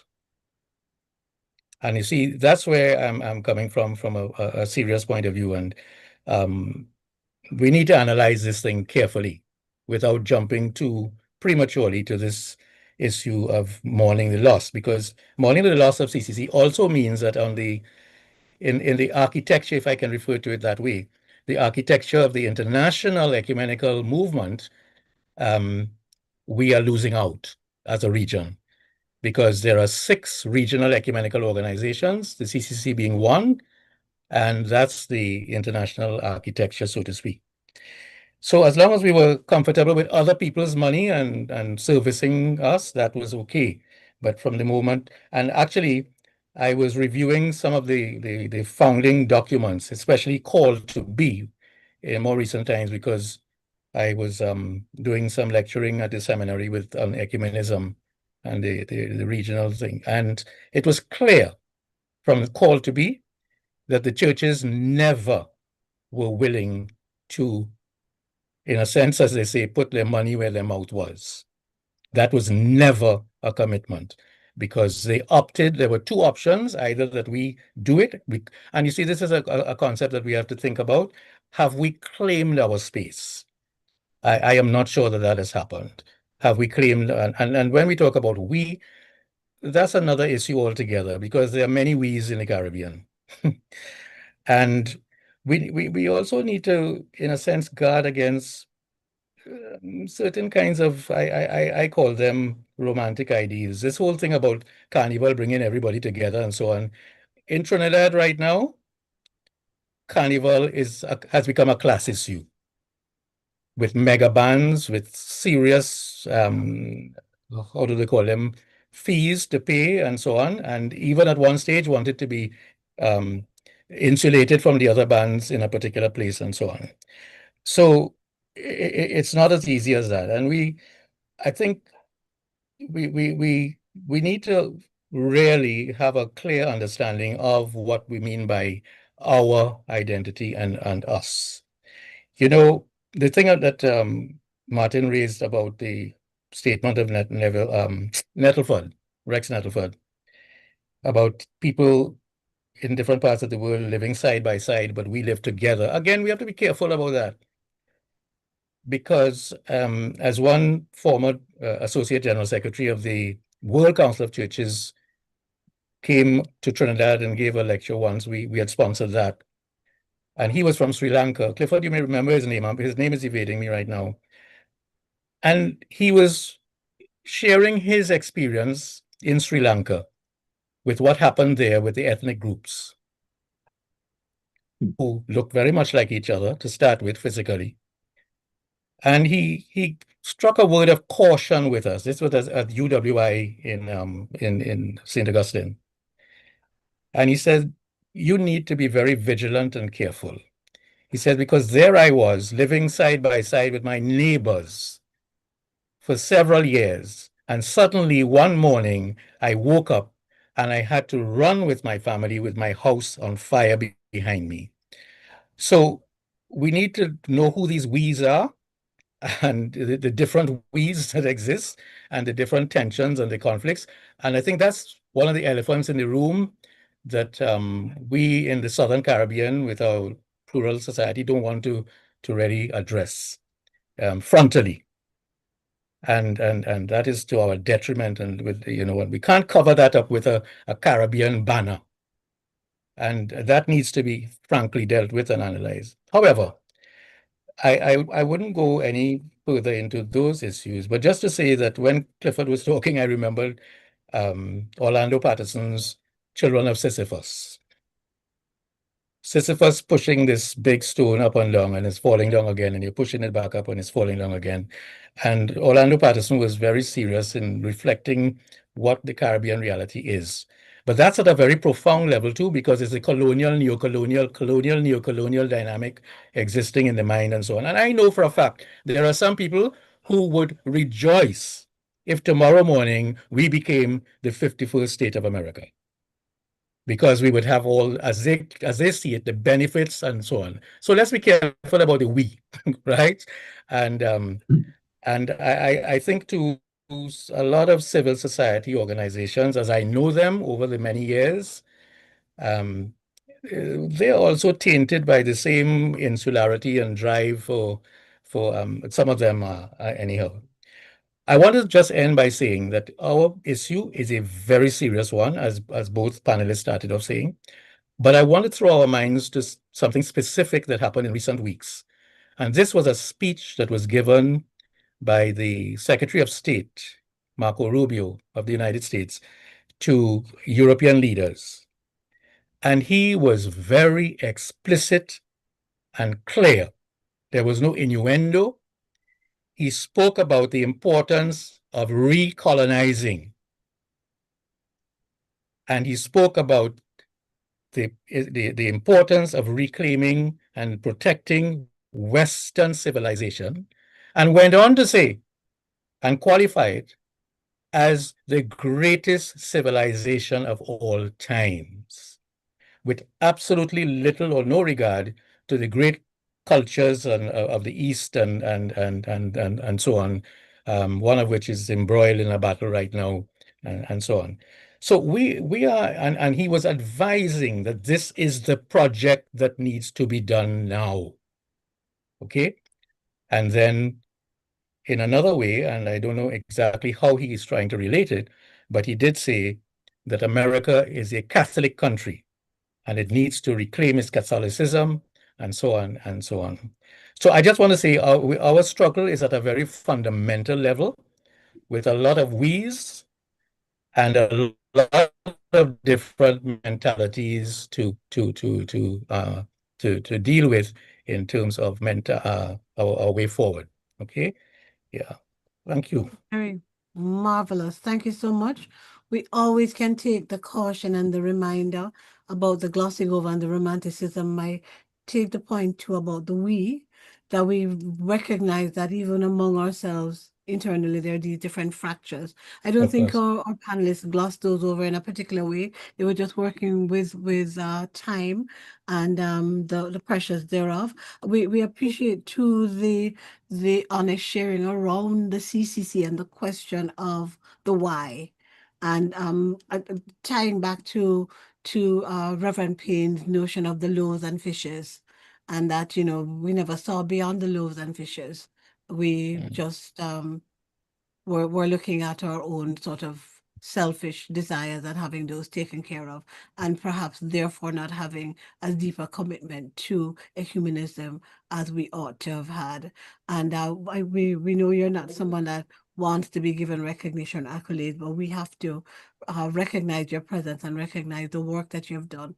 And looking forward to the analysis and the critical perspective that you bring to the ecumenical experience in the region, and hoping that we're seeing a memoir of some sort, some kind of deep research too, that would give us part of the memory that would prevent us from continuing on the trajectory that's not taking us to the depth of ecumenism, the whole notion of memory, which Rev started out with. And then, of course, I'm tying that into what Prof handed on to us in terms of this whole notion of us being called. It's a call to action. It's a verb. We're being asked to do something on top of being who we are, so that we're not talking about Carib-been as something of the past necessarily. We're building on that past going forward. And some of that will require the kind of honesty that you're asking of us as we're facing the pressures of the great civilization from up north that has all the intention of recolonizing us and continuing to make us slaves in that empire, for want of a better way of saying it. I know that Nicole had her hand up, and I see that Rev Davis has finally decided he wants to speak. Adana, please let me know what leeway we have in terms of time, and we can certainly engage our friends a little bit more. How may I proceed? Now see, like I have to sleep by Rev tonight. Yeah, you're welcome. We have room. I think that I'll take guidance from some of my other members here, because I am aware that it is 9 o'clock. We do want to try to officially wrap up, especially with the prayer, and perhaps leave the room open for about 15 minutes to have a continuance. How you all feel about that? We want to hear from one other person, and then we kind of want to close off, but we leave the room open for a bit. All right. So I'm sure Nicole will be okay with us deferring to our elder Caribbean theologian and just asking Rev to speak to us, and then we'll close off. All right, Okay. Reverend Davis? Hello, folks. Since I live in the in the diaspora. As you know, I've been professor of theology here at Howard University for over 40 years. But before that, I came from the Caribbean, and Clifford and I worked together in CCC. He was part of the renewal section, and I was part of the development section. And what we tried to do was to, whereas we were trying to bring some work in terms of fighting the poverty and underdevelopment, we were expecting the renewal people to generate an ecumenical attitude. But we never succeeded in that, regardless of whether we did the music, the religious education, and all those other things, because we tried to get Caribbean Contact up and running, but many of the Roman Catholic priests used to burn the deliveries that went to their places. So Jerry is right, and to some extent Clifford is right, that in terms of ecumenism in the Caribbean, there never has been a high level of an ecumenical appetite. What we tried to do was to have an ecumenical transfer from the north to the south.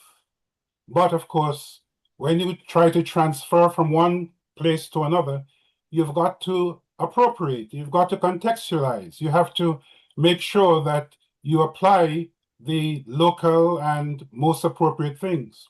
We were able to do that in one significant area in terms of what we used to call appropriate technology.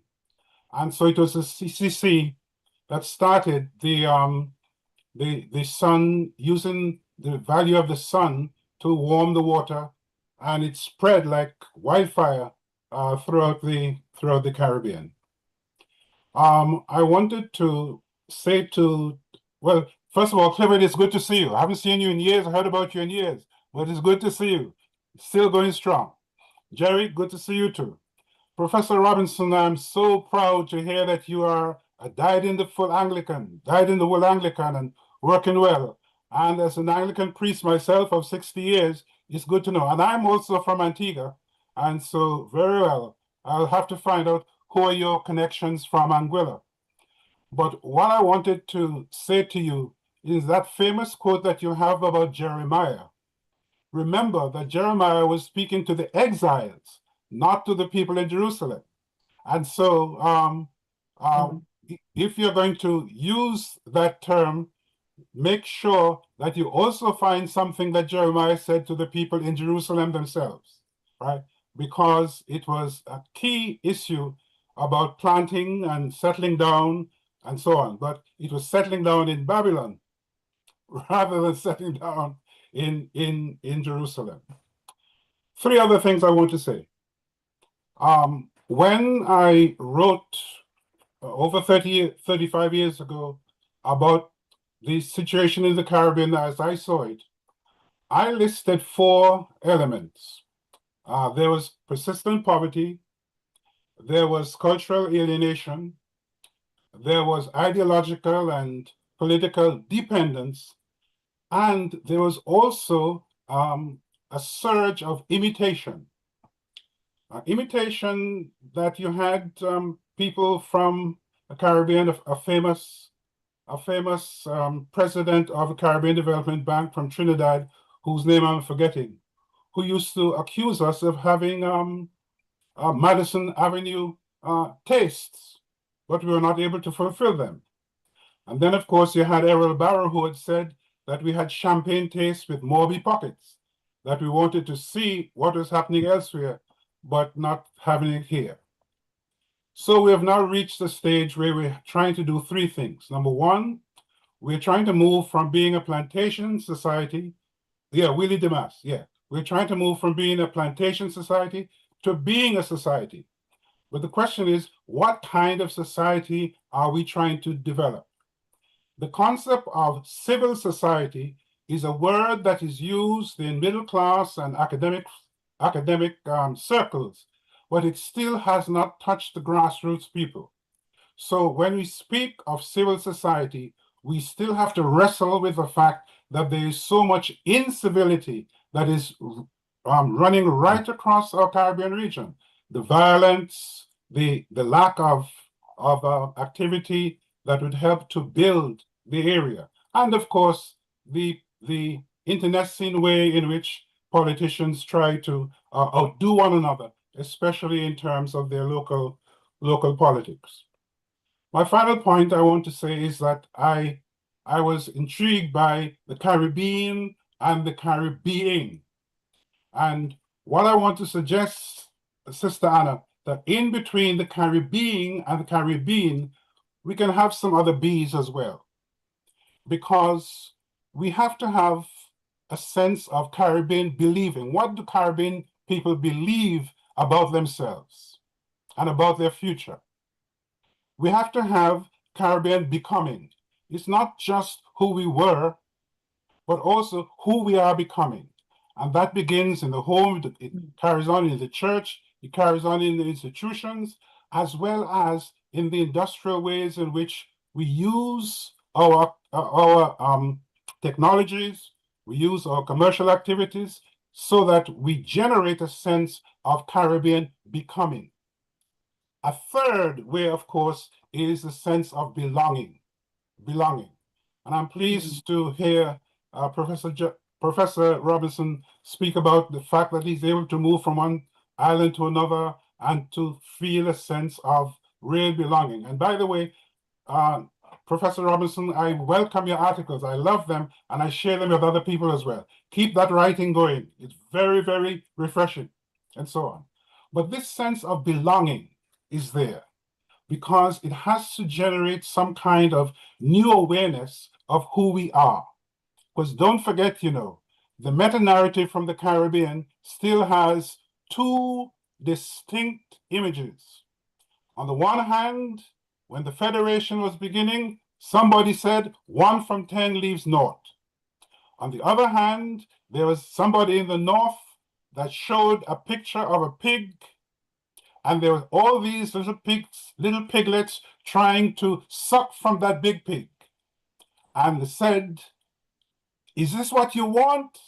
And the Jamaicans said, "No, that's not what we want." The Federation broke up. And since then, this sense of belonging to a region continues to give us problems. So we have to speak of Caribbean belonging. And finally, Caribbean behavior. How do we behave among ourselves? How do we behave when we're looking for help in other places of the world? Because you see, although we have moved from colonialism to quasi-independence, we are also trying to deal with neocolonialism. Because neocolonialism, it has given us, we have our flags, we have our national anthem, we have our national flower, we have all these kinds of things, but we are still functioning as if we are sophisticated mendicants. And this has taken us beyond the north, and we are going to the east with China and other places. So these are the thoughts that I have been thinking about as I've listened to the conversation tonight.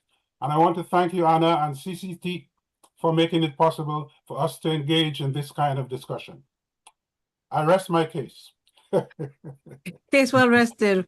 Rev, thank you so much, because what you have done is really helped to summarize quite a bit of the discussion that has taken place here tonight. We started out with questions about Carib-being and questions about Carib-been, the past and where we're coming from and how that impacts where we're going.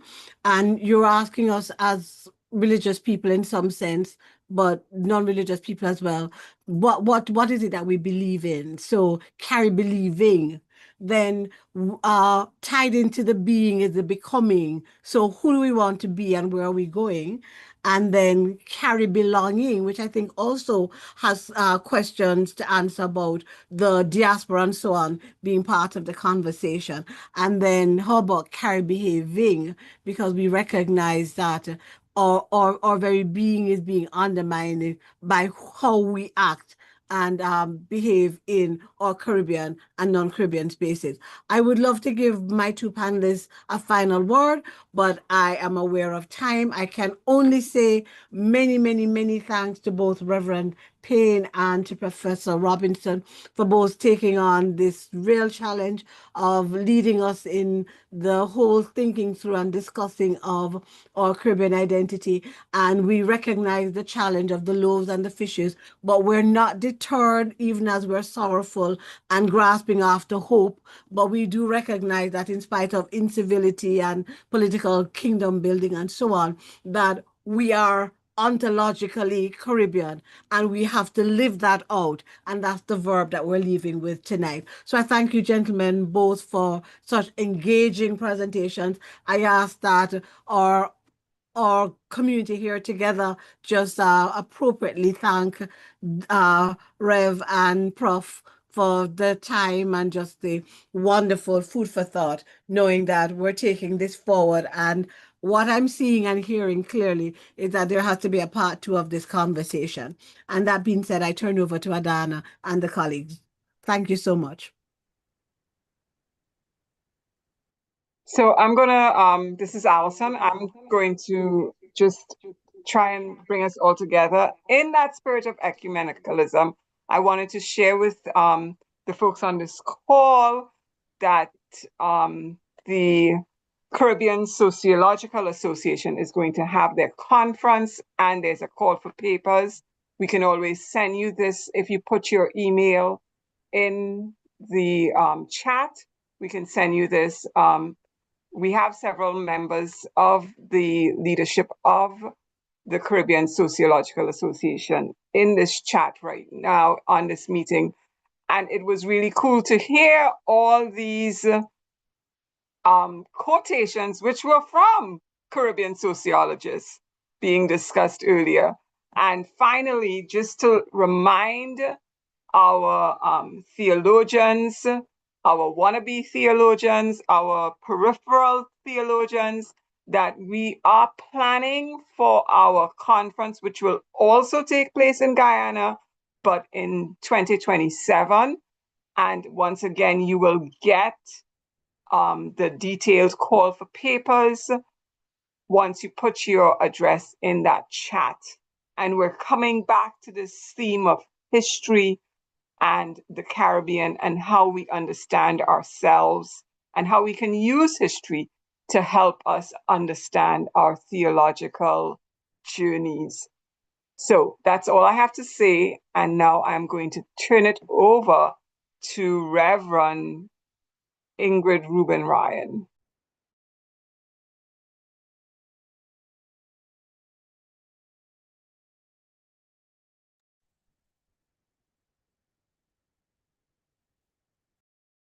Ingrid, go ahead. You need to unmute. Is she still there? Oh, okay. She's there. She just needs to unmute. Hi, good evening, folks. Just want to start with a short. I just want to sing a short thing. And I think it's an important reminder. Stand together for what you believe. Work for what must be done. Help each other in all that you do, till all my people are one. Spread the peace, my brothers. Spread it everywhere. Help the world to know right from wrong. Help the world to care. Stand together for what you believe. Work for what must be done. Help each other in all that we do, till all my people are one. Amen. I want to say thank you, Lord, for this discussion about the Caribbean, our home, and the living in this Caribbean, this space, as we seek to strengthen our Caribbean community using the best glue that we know, you, O Lord, our Savior, Jesus the Christ. Thank you, Lord, for leading us to the place where we as a body of believers who know who you are and who know what is possible once we trust and obey you, Lord. We have for decades been working on our Caribbeanness and have done so successfully despite our challenges. And so I want you to take the panelists in your charge, Lord, and allow them to, and lead them to the place where we can continue to explore for ourselves how we can strengthen our ties to our neighbors and find ways to strengthen our Caribbean connections. Us, the people of the Caribbean, we need to be strengthened and not allow others to come into our space and separate us. I know, oh God, that you are able to repair any tear. And today we struggle with openings. We struggling with wounds in our Caribbean family. And I have lived for 66 years and see us work so hard to come to a place where we have, as Caribbean people, have begun to work together and to find ways to move beyond 10 minus 1 equals 0. I ask you, God, to continue to walk with us as Caribbean people. And I pray, oh God, and ask you to strengthen particularly our ecumenical connections. We, oh God, know that it is we serve one God, and it is only when we and what we can do as church is strengthen our connections in the Caribbean. Continue to walk with us, Lord. Continue to guide us, and I ask you, God, to continue to watch over this organization. The CTC, I want you to continue to walk with us as we continue to be, and not one, but we continue to be a key that helps to open the door of togetherness for us as a people of the Caribbean. As they can watch over us all as we go in, as we switch off and go into our homes and our own spaces. Be with us and guide us, Holy Master. I ask this in the name of Jesus Christ. Amen. Amen. Have a good night, folks. Thanks for the wonderful discussion. So at this point, Stephanie, if you could stop the recording and stop the live feed, that would be perfect. So we're just going to leave this open for a little while, just in case people want to say something.